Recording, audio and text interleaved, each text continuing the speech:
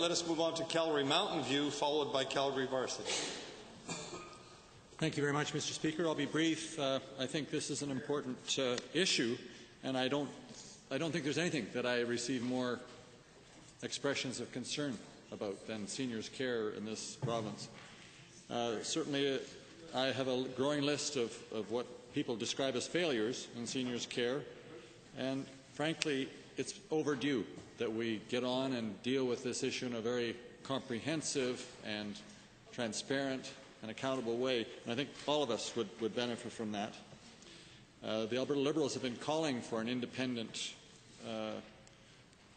resource to monitor and enforce standards in nursing homes and seniors' care centres for many years. And if there's anything that would restore confidence and I guess quality, I would have to say, it's an independent advocate along with a body that establishes intermittent but consistent monitoring of seniors' care centres, both for quality of care in terms of their staffing numbers and staffing qualifications, and in terms of the quantity of service, such as we've heard so often around the whole personal care issues and once-a-week bathing as an example.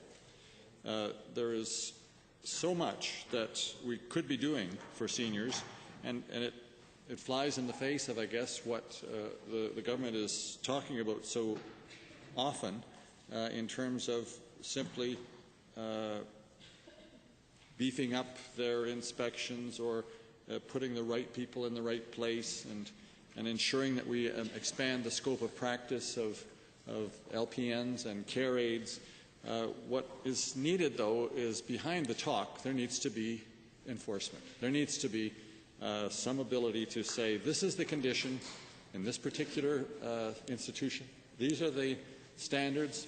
These standards are not being met, and this is the action that will result from that failure to meet a standard.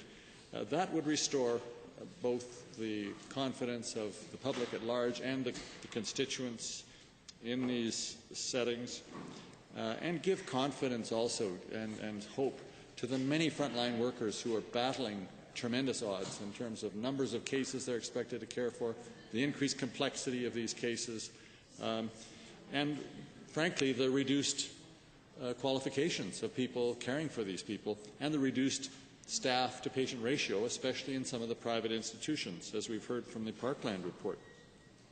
So this inconsistency, I guess, of standards and care could in part be addressed by an advocate, but again, an independent advocate. It doesn't make sense to me to go through the same process yet again that we went through the child advocate with, first setting up an advocate that reports to the minister, and then finally, under duress, under pressure, under continual barrage that the child services system wasn't adequate, they finally, just a couple of years ago, made the child advocate independent. Now, I know the government has taken that over, and this Bill 208 may be seen as redundant at this time, but it's not redundant in the sense that they could take two leaps, not only setting up the seniors advocate, but making it independent of the minister, so that all Albertans, especially the Legislature, could have confidence that it is having that independent voice that's needed to challenge what's happening both within the ministry and out there in the field. So it's all about trust, Mr. Speaker, and I know this government wants to build trust. I know it wants to build confidence. I know it wants to build credibility.